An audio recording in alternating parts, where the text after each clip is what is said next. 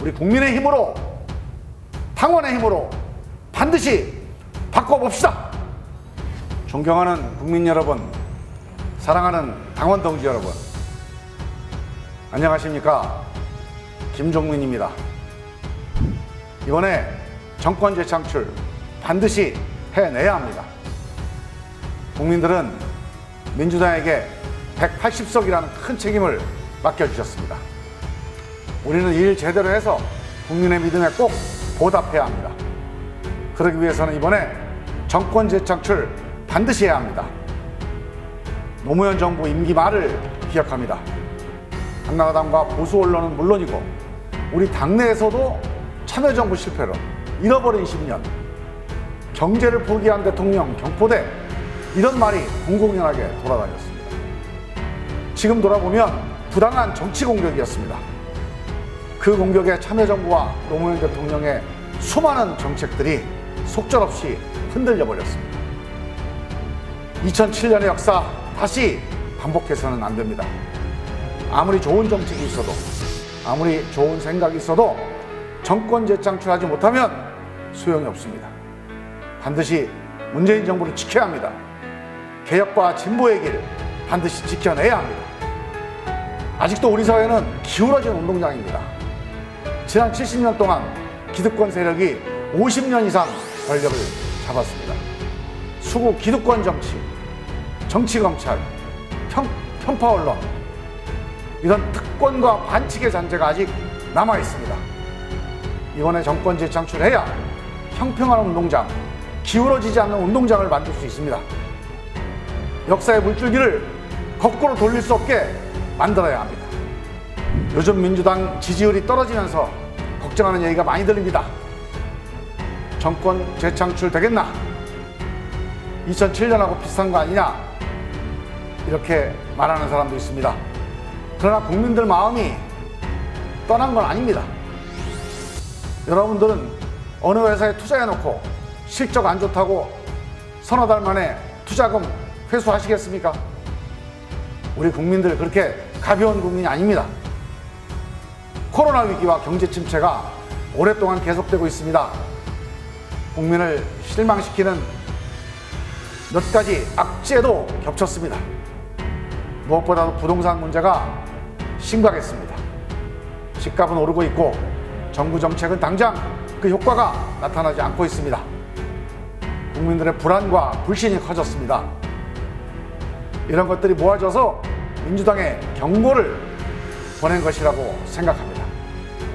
이런 여러 악재도 악재지만 무엇보다 민주당을 바라보는 국민의 시선이 엄격해졌습니다. 국민의 기대가 달라졌습니다.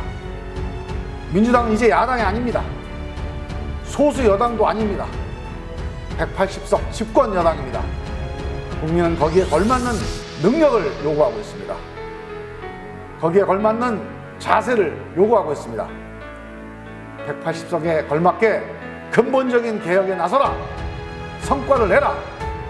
이게 국민의 요구입니다. 동시에 180석이나 되는 힘을 몰아줬으니까 힘자랑하지 말고 겸손하게 해라. 국민은 이것도 요구하고 있습니다. 힘이 없을 때, 우리가 소수일 때는 누가 겸손하라고 하지 않습니다. 그러나 힘이 세지면 겸손해야 합니다. 힘 세다고 교만하면 국민들이 신뢰하지 않습니다. 할 일 하면서도 겸손하게 해라. 이게 국민의 요구입니다. 겸손하고 능력 있는 민주당. 이게 국민이 원하고 있는 민주당입니다. 이런 국민의 요구에 민주당이 제대로 대답해야 합니다. 최근의 상황이 오히려 민주당에게 기회라고 생각합니다. 180석 믿고 교만하고 방심하다가 1, 2년 뒤에 큰 사고 나는 것보다 낫습니다. 이렇게 국민들이 경고할 때 심기일전해서 겸손하게 민주당이 해야 할 일을 해나가면 전화위복이 될 수도 있습니다. 민주당의 약이 될 수도 있습니다. 민주당이 해야 할 일은 뭡니까? 가장 시급한 것은 코로나 국난 극복입니다. 우선 방역 위기를 잘 대응해야 합니다. 경제 위기에 대한 대책도 치밀하게 종합적으로 마련해서 잘 대응해야 합니다. 코로나 국난 극복과 동시에 개혁을 추진해야 합니다. 코로나 국난 극복을 위해서도 개혁이 필요합니다. 먼저 민생개혁 해야 합니다. 일자리, 부동산, 교육, 국민 삶의 기본이 되는 이런 민생 문제는 반드시 해결해야 합니다. 그 문제 해결하라고 180석을 준 겁니다. 민생개혁과 아울러서 권력개혁도 반드시 해야 합니다. 검찰개혁, 언론개혁, 국회개혁, 모든 권력은 민주적 권력으로 거듭나야 합니다. 권력개혁과 민생개혁, 이 개혁은 그냥 개혁이 아니고 근본적인 개혁이어야 합니다. 다시는 거꾸로 돌아가지 못하도록 법과 제도를 통해서 근본적인 개혁을 해라. 이게 180석을 준 국민의 뜻입니다. 우리를 둘러싼 상황은 여러 가지로 어렵습니다. 그러나 우리는 2007년처럼 허망하게 무너지지는 않을 겁니다. 2020년은 2007년하고 완전히 다릅니다. 우선 국회 의석수가 다릅니다. 지금 우리 민주당은 176석입니다. 언론 상황도 달라졌습니다. 그때나 지금이나 일부 언론의 왜곡 보도, 편파 보도는 여전합니다. 미래통합당을 편드는 정치 선동이 많습니다. 그러나 지금은 시민들 스스로가 소셜미디어를 통해서 편파 언론을 견제하고 있습니다. 편파 언론들이 자기 마음대로 세상을 끌고 갈 수 있는 그런 세상이 이제 아닙니다. 가장 중요한 건 유권자가 달라졌다는 겁니다. 2007년 대한민국 국민과 2020년 대한민국 국민은 다릅니다. 2007년 민주당 당원과 2020년 민주당 당원은 다릅니다. 가짜뉴스로 정치 선동하는 편파 언론, 이런 거에 혹해서 문재인 대통령이 잘못했구나, 민주당이 문제구나, 이렇게 마음을 돌리는 그런 민주당 당원들이 아닙니다. 그런 국민들이 아닙니다. 이럴 때일수록 민주당의 지도부의 리더십 어느 때보다 중요합니다. 우리 당 지지층을 결집시켜야 합니다. 국민들과 함께 가야 합니다. 당원들과 소통하고 국민들과 함께 호흡하면서 국난 극복, 민생개혁, 권력개혁 반드시 돌파해야 합니다. 코로나 위기, 국난이라고 할 만큼 심각합니다. 그러나 우리는 극복할 수 있습니다. 우리는 세계 최고의 국민을 모시고 있습니다. 코로나19로 전 세계가 절망의 늪에 빠져 있을 때 우리 대한민국은 놀라운 시민의식과 민주적 리더십으로 K-방역의 신화를 만들어냈습니다. 전 세계가 선망하고 동경하는 대한민국이 됐습니다. 그 주역은 바로 대한민국 국민입니다. 우리 국민은 존경받을 자격이 있습니다. 세계 최고의 대우를 받을 자격이 있습니다. 문재인 정부와 민주당은 코로나 보건위기, 경제위기로부터 세계 인류, 대한민국 국민을 반드시 지켜내겠습니다. 특히 심각한 건 코로나 이후의 경제위기입니다. 양극화, 저성장의 기저질환을 앓고 있는 한국 경제, 여기에 코로나 바이러스가 들이닥쳤습니다. 구조적 경제 위기가 이어질 겁니다. 코로나 위기가 아니더라도 이미 대한민국의 양극화, 저성장 위기는 좋은 정책 몇 개로 해결할 수 없는 수준입니다. 경제와 민생을 근본적으로 바꾸는 구조개혁이 절실합니다. 코로나 경제위기 대책은 단순한 경기 대책에 머물러서는 안 되고 근본적인 경제 민생 개혁으로 이어져야 합니다. 그런데 경제 민생을 구조적으로 근본적으로 바꾸려면 민주적인 합의가 반드시 필요합니다. 서로 다른 이해관계, 서로 다른 의견으로 인해서 갈등이 있습니다. 갈등을 해결해야 합니다. 그래야 우리 경제 주체 모두가 고통 분담에 동참할 수 있습니다. 사회적 대타협이 반드시 필요합니다. 이런 민주적 합의와 사회적 타협은 행정부의 의지와 결단만으로는 성공할 수 없습니다. 법과 제도를 통해서 추진해야 합니다. 정치가, 국회가 제 역할을 해야 합니다. 코로나 국난 극복을 위해서는 정부의 강력하고 민주적인 리더십도 중요하지만 국회의 민주적 리더십도 반드시 필요합니다. 민주당이 중심을 잡고 잘 이끌어 나가겠습니다. 그래서 코로나 국난 반드시 이겨내겠습니다. 코로나 국난 극복과 아울러서 동시에 우리는 민생 개혁에 성공해야 합니다. 우리가 정권 재창출 하려면 국민 지지를 받아야 합니다. 민주당이 국민 지지를 받으려면 민주당 정치가 뭐가 나냐? 뭐가 좋으냐? 민주당이 어떤 정치를 할 거냐? 여기에 대해서 얘기해야 합니다. 우리는 왜 정치를 합니까? 과연 정치는 뭘 해야 합니까? 정당의 목적은 정권을 잡는 거다. 선거에서 이기는 거다. 이런 말들 많이 합니다. 그러나 선거에서 이기고 권력 잡는 게 다가 아닙니다. 그 권력으로, 그 선거 승리로 세상을 바꿔야 합니다. 국민의 삶을 바꿔야 합니다. 이게 정치가 할 일입니다. 저는 이른바 386 정치인입니다.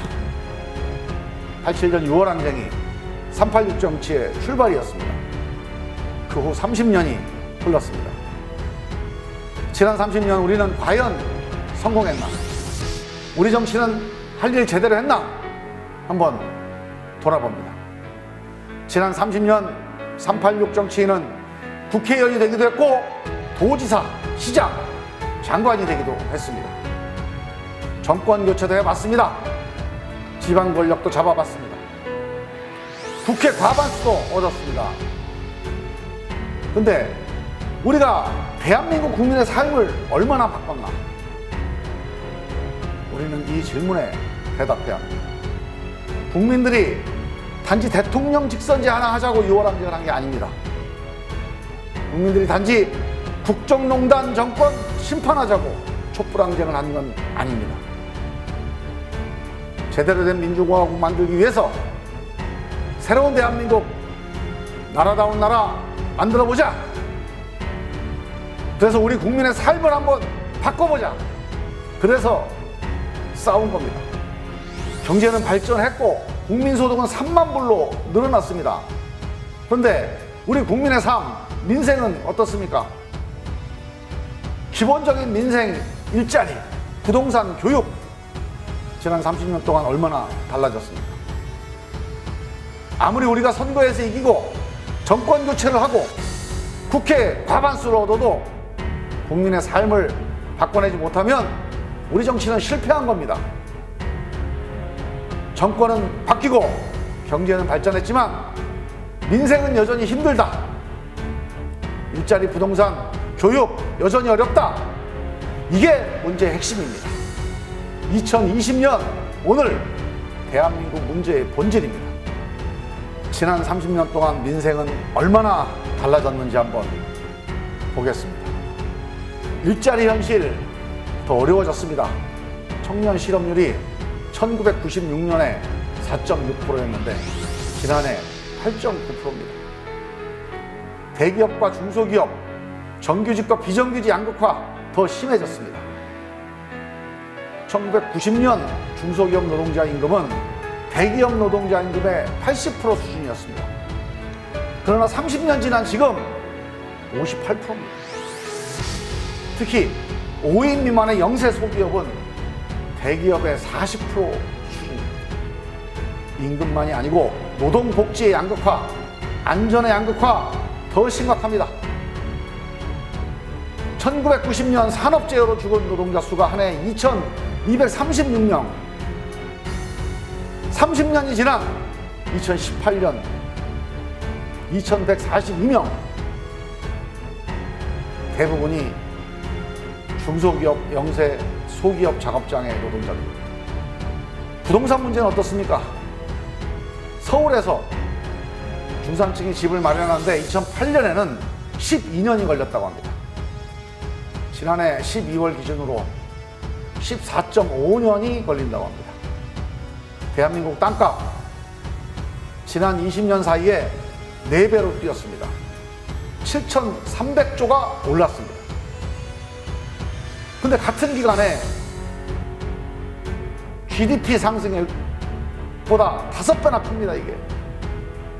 같은 기간 모든 대한민국 임금 노동자들의 임금 상승액 총액보다 14배나 많이 뛰었습니다. 교육은 더 심각합니다. 19세기 교실에서 20세기의 교사가 21세기의 아이들을 가르치고 있다. 아직도 아이들은 아침부터 저녁 늦게까지 학교와 학원에서 선생님 강의를 듣고 필기하고 암기하는 주입식 암기 교육을 받고 있습니다. 심지어는 대학에서도 이런 식의 주입식 암기 교육이 이어지고 있다고 합니다. 오지선다형 시험 문제로 줄 세우기 경쟁에 내몰리고 있습니다. 우리 아이들 언제까지 이런 불행한 교육을 받아야 합니까? 우리는 지난 30년 동안 우리가 받으면서 정말 잘못된 교육이다, 교육 바꿔야 한다, 그 교육을 아직도 바꾸지 못했습니다. 교육은 개인이 아니라 우리 공동체가, 국가가, 정치가 책임져야 하는 것 아닙니까? 수십 수백 장의 이력서를 써야 하는 청년들에게, 절반의 임금만 받고 있는 우리 중소기업 노동자들에게, 목숨 걸고 일해야 했던 산업재해 노동자들에게, 쫓겨날 걱정 안 하고 살 수 있는 집 한 채가 필요한 서민들에게, 자라나는 우리 아이들, 그 아이들의 부모들에게 지난 30년간 정치는 무엇이었습니까? 이들에게 과연 정치가 존재했던 것입니까? 정치가 마땅히 해야 할 일을 제대로 못했습니다. 이제 정치의 기본으로 돌아가야 합니다. 민생을 근본적으로 바꿔야 합니다. 앞으로 10년 안에 대표적으로 일자리, 집, 교육, 이 세 가지는 국민들이 걱정 안 하는 나라 반드시 만들어야 합니다. 민생개혁 2030 계획을 짜야 합니다. 당장의 단기 대책, 응급 처방이 아니라 일자리, 부동산, 교육 문제는 반드시 해결한다. 뿌리부터 바꾼다. 근본적인 개혁안을 만들어야 합니다. 그게 바로 우리 180석 국민들의 응답하는 길입니다. 일자리 양극화 해소해야 합니다. 대기업, 중소기업, 정규직, 비정규직, 일자리 차별이 없어야 합니다. 일자리를 잃어도 생활 걱정 없이 1년, 2년 안에 재취업할 수 있는 그런 나라 만들어야 합니다. 일자리 안전망 만들어야 합니다. 일자리를 늘려야 합니다. 중소기업, 서비스 산업의 일자리를 늘려야 합니다.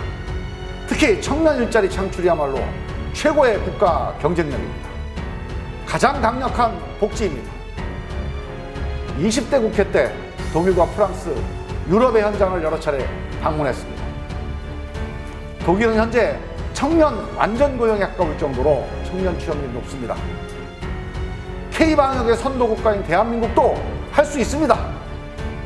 획기적인 결단을 해야 합니다. 9988이라는 말이 있습니다.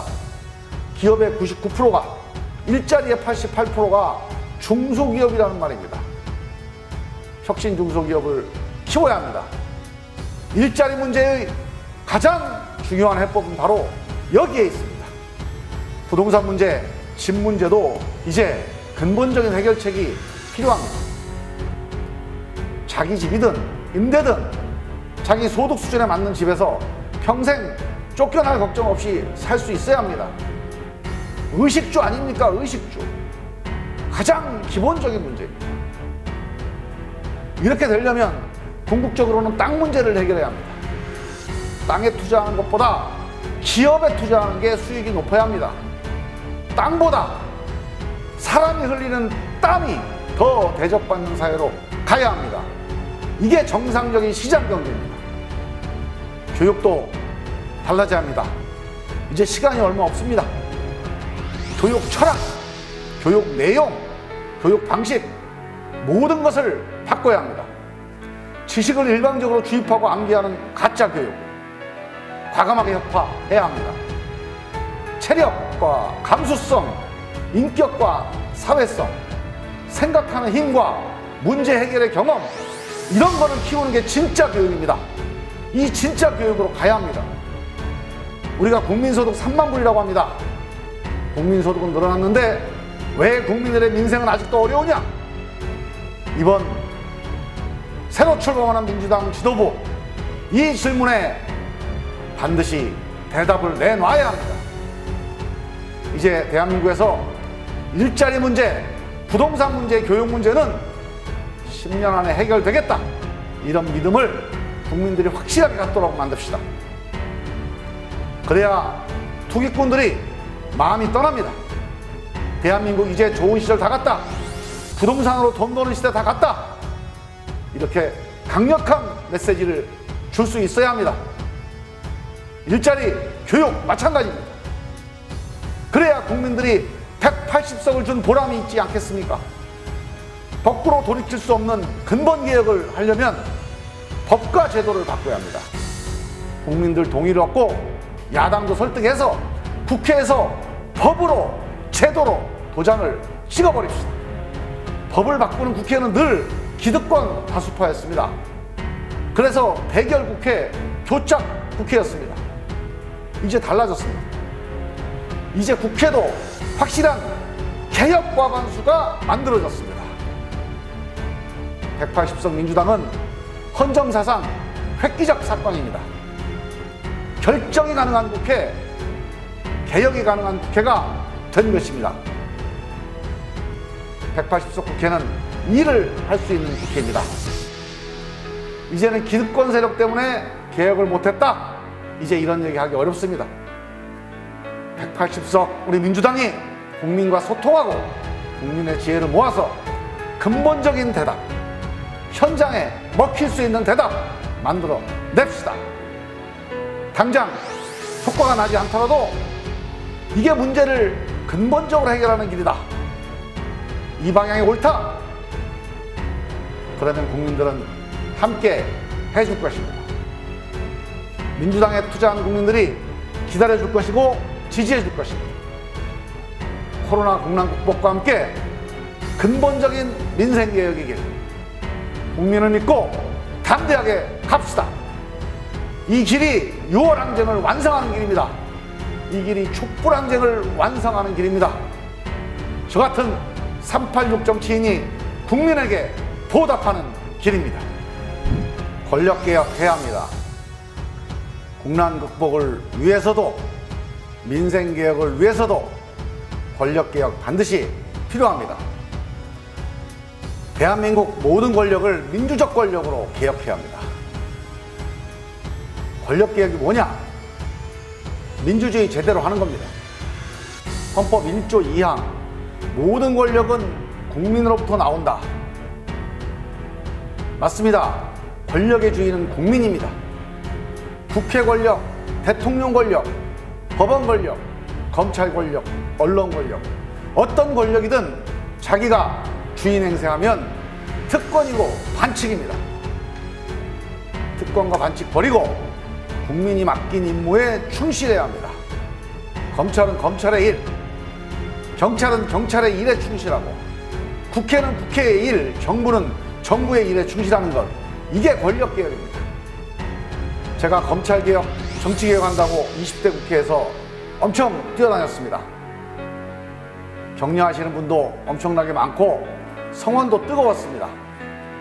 하지만 또 어떤 분들은 검찰 얘기, 정치 얘기 좀 그만해라, 경제 민생 얘기해라, 이렇게 충고하시는 분도 적지 않았습니다.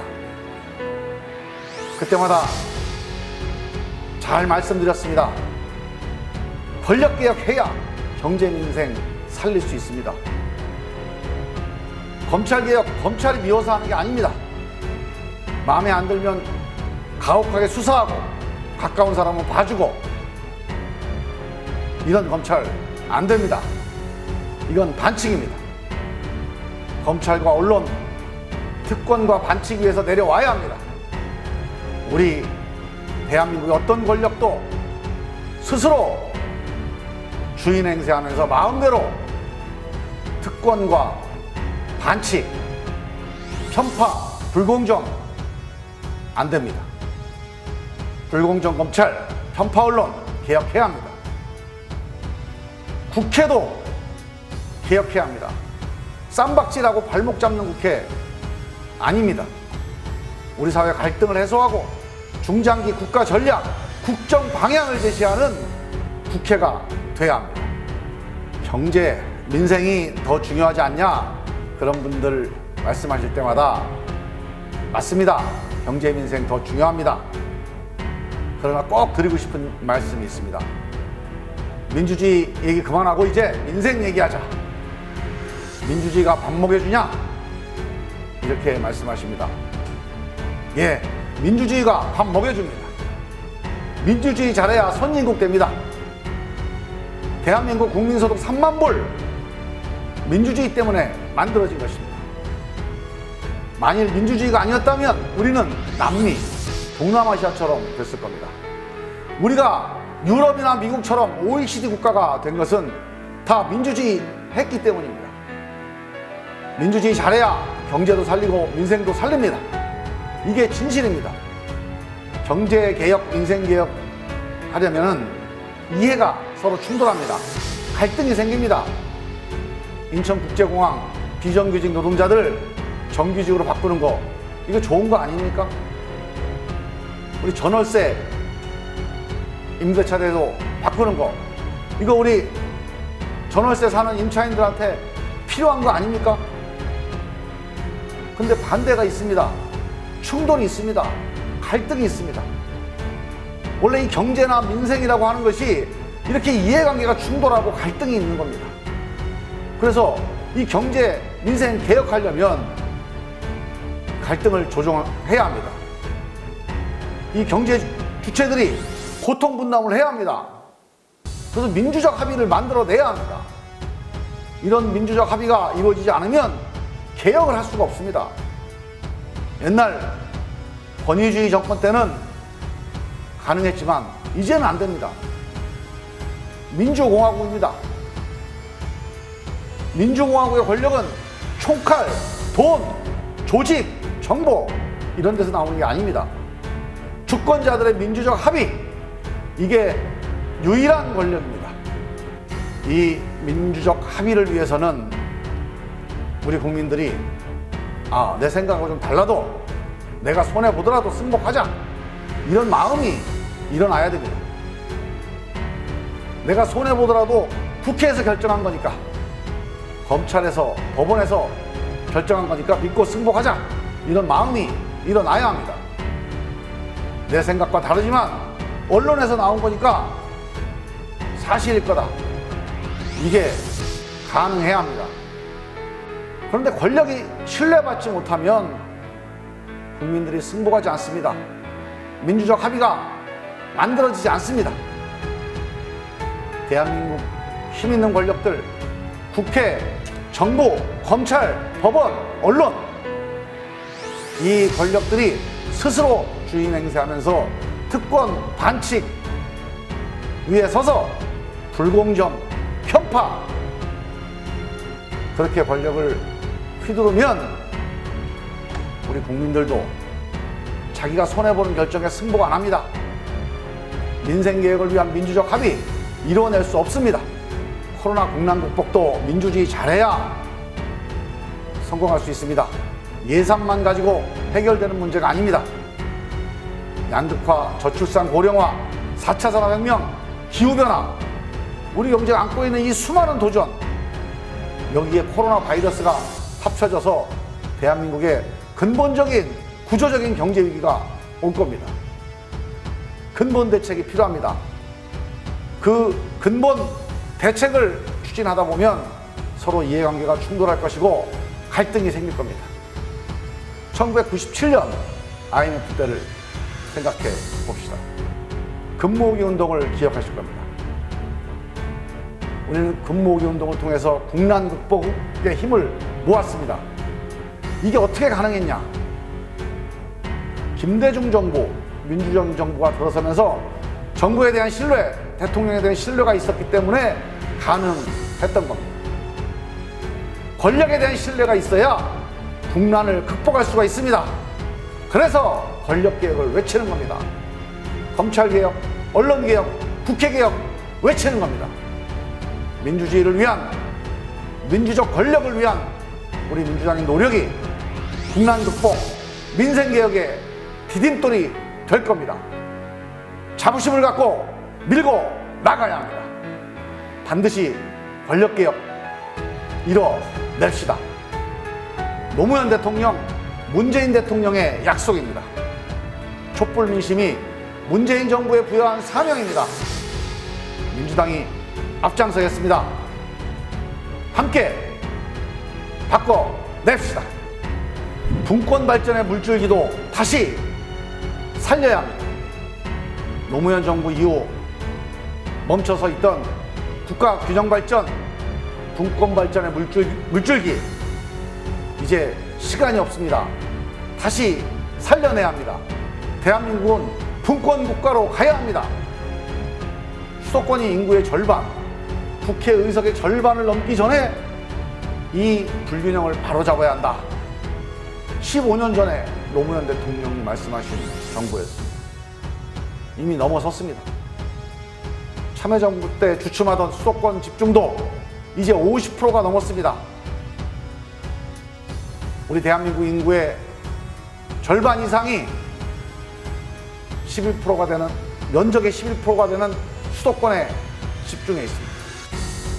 세계에서 수도권 집중도가 가장 높다는 영국, 일본이 35% 수준입니다. 문명국가, 선진국에서는 대한민국이 최악입니다. 이대로 가서는 수도권도 지방도 공멸합니다. 지난 10여 년 전 178개 공공기관이 이전해서 전국에 혁신도시가 만들어졌습니다. 대통령과 국회가 내려가겠다고 해서 가능했던 겁니다. 멈춰섰습니다. 중단됐습니다. 다시 이 물줄기를 일으켜야 합니다. 행정수도 완성은 새로운 시작을 알리는 신호탄입니다. 2차 공공기관 이전, 국공립대 통합, 사립대 지방 이전, 그리고 대기업 지방 이전, 이런 과감하고 획기적인 결단이 이어져야 합니다. 민주당이 앞장서겠습니다. 균형발전 최전선에서, 분권발전 최전선에서 길을 열겠습니다. 이 분권발전은 충청도 좋자고 하는 일이 아닙니다. 전국 모두가 좋아지는 길입니다. 수도권만이 아니라 경남, 부산, 광주, 대구, 강원, 제주 다 자기 특성에 따라 대한민국의 중심으로 키우자는 겁니다. 디지털 수도로, AI 수도로, 문화 수도로, 관광 수도로 키우자는 겁니다. 옛날에 어려울 때 우리 부모님들은 큰아들 하나 공부시켜서 집안을 일으켰습니다. 이제 그런 시대는 지나갔습니다. 공부 잘하는 아이는 공부 밀어주고, 장사 잘하는 아이는 장사 밀어주고, 축구 잘하는 아이는 축구 시키고, 이렇게 5남매, 6남매 각자 장점을 살려서 모두 잘 키워야 하지 않겠습니까? 왜 수도권 큰아들만 밀어줍니까? 우리 민주당이 행정수도 이전을 시작으로 해서 대한민국 균형발전, 분권발전의 큰 물줄기를 확실하게 돌려놓겠습니다. 우리가 정권 재창출, 국난 극복, 민생개혁, 권력개혁, 분권발전 정말 할 일이 많습니다. 민주당이 앞장서서 이끌어 가야 합니다. 그러기 위해서는 민주당이 과감하게 혁신해야 합니다. 민주당 이제 21세기 집현전으로 가야 합니다. 민주당을 더 민주적인 정당으로 혁신해야 합니다. 민주당은 민심을 담는 그릇입니다. 지도부만의 정당, 국회의원만의 정당, 엘리트 정당이 아닙니다. 당원과 호흡하고 국민과 소통하는, 그 목소리를 담아내는 민주적 정당이어야 합니다. 민주당 최고위원회 결정은 지도부 몇 사람의 결정이어서는 안 됩니다. 180명 의원들의 지혜를 모으고 당원들의 뜻과 마음을 모아내고 또 모아내고 그렇게 해서 내리는 최고로 민주적인 결정이어야 합니다. 권리당원 청원제 도입해서 당원의 요구에 적극 반응하는 민주적인 정당 만들어야 합니다. 민주정당은 현장 중심의 정당입니다. 지역과 분야의 민생 현장에서 국민의 마음을 읽고 지혜를 모아내야 합니다. 그 힘을 모아서 갈등 해법을 찾고 미래 전략을 준비해야 합니다. 민주당이 모아낸 그 해법과 전략을 국회를 통해서 대통령을 통해서 국정에 반영해야 합니다. 차기 대통령 후보 공약도 선거 캠프가 아니라 민생 현장에서 당원과 국민의 지혜를 모아서 당에서 만들어내야 합니다. 그래야 현장 중심의 민주정당이 만들어집니다. 민주당을 21세기의 집현전, 대한민국 집단지성의 중심으로 만듭시다. 더 이상 당이 선거 캠프나 공공기관 일자리 소개소에 머물러서는 안 됩니다. 지식정보사회에서 현대정당은 집단지성의 중심이 돼야 합니다. 대한민국은 대표적인 지식정보사회입니다. 세계 10위권 안에 드는 경제대국입니다. 이제는 소수 엘리트가 대한민국 국정을 주도하는 시대는 지나갔습니다. 지혜가 모여야 합니다. 집단지성이 모아져야 합니다. 정책적 집단지성 누가 주도해야 합니까? 정당입니다. 민주당입니다. 시민과 시장의 지혜가 정당으로 모이고 그 힘으로 국회와 정부를 움직여야 합니다. 주권자를 대표하는 건 최종 입법과 집행을 맡은 국회와 대통령입니다. 그 대표들이 주권자와 제대로 소통하느냐, 강력하게 연결되어 있느냐, 이게 민주공화국의 경쟁력을 좌우합니다. 그 강력한 연결, 그 지점에 바로 정당이 있어야 합니다. 우리 민주당이 있어야 합니다. 정당을 바꿔야 합니다. 선거운동 조직이 아니고 민심 소통 조직, 정책 소통 조직으로 바꿔야 합니다. 전국 모든 시군구에서 정당의 정책 소통 전문가들이 활동해야 합니다.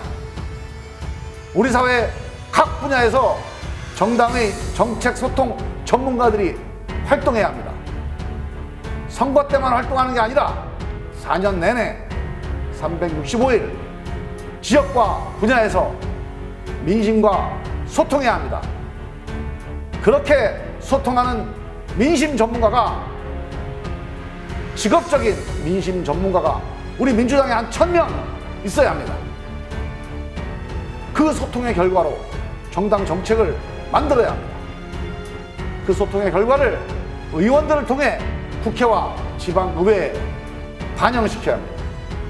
그 소통의 결과를 대통령과 단체장을 통해 행정에 반영해야 합니다. 민주주의는 공론에 의해 움직입니다. 국회와 대통령의 대표 공론만으로는 부족합니다.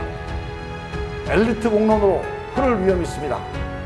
현장의 시민 공론, 전문가 공론이 반드시 필요합니다. 이 현장의 공론과 대표의 공론을 연결하는 역할, 그게 바로 정당의 역할입니다. 헌법에 나온 대로 국민의 정치적 의사 형성을 돕는 일이 바로 정당의 가장 중요한 임무입니다. 민주주의 잘해야 선진국 됩니다. 정당이 이렇게 현장 소통을 열심히 해서 집단지성의 중심이 되면 우리 민주주의 수준 훌쩍 높아질 겁니다. 민심의 현장에서 소통이 활발해지면 지혜가 모아질 겁니다. 갈등이 줄어들 겁니다. 그 줄어드는 갈등 비용도 엄청날 겁니다. 우리 사회의 민주적 합의 역량은 더욱 발전할 겁니다.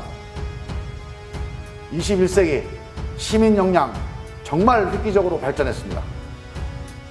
이 시민의 집단지성, 이 중심 역할을 하는 민주정당, 21세기에 반드시 필요한 국가적인 인프라입니다. 좋은 정당이 있으면 대한민국의 경쟁력 확 높아질 겁니다. 민주당이 그 역할을 해야 합니다. 아울러서 이제 민주당은 인재 영입에서 인재 양성으로 길을 바꿔야 합니다. 정치도 전문가가 필요합니다. 바로 민심 전문가가 필요합니다.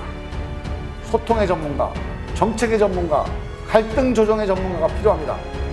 그래야 좋은 정치, 국민에게 신뢰받는 정치를 할 수 있습니다. 젊을 때부터 소통, 정책, 갈등 조정 이런 활동에 참여해서 경험을 쌓은 민심 전문가가 국회의원도 하고 자치의원도 하고 장관도 하고 대통령도 하고 그래야 합니다. 유럽에서 30대 장관도 되고 총리도 됩니다. 우리는 부러워만 합니다. 근데 그 나라들이 그냥 젊다고 장관 시켜주고 총리 시키는 게 아닙니다. 오랫동안 정치와 정책의 현장에서 활동해온 베테랑 민심 전문가들이 비록 나이는 젊더라도 장관도 되고 총리도 되는 겁니다. 이제 우리도 정당 조직을 바꿉시다. 정당 활동 속에서 많은 젊은이들이 참여하게 합시다. 그 젊은이들이 민심과 만날 수 있는 기회를 우리 정당이 만들어 줍시다. 그래서 민주주의 전문가, 우리 민심 전문가를 육성합시다.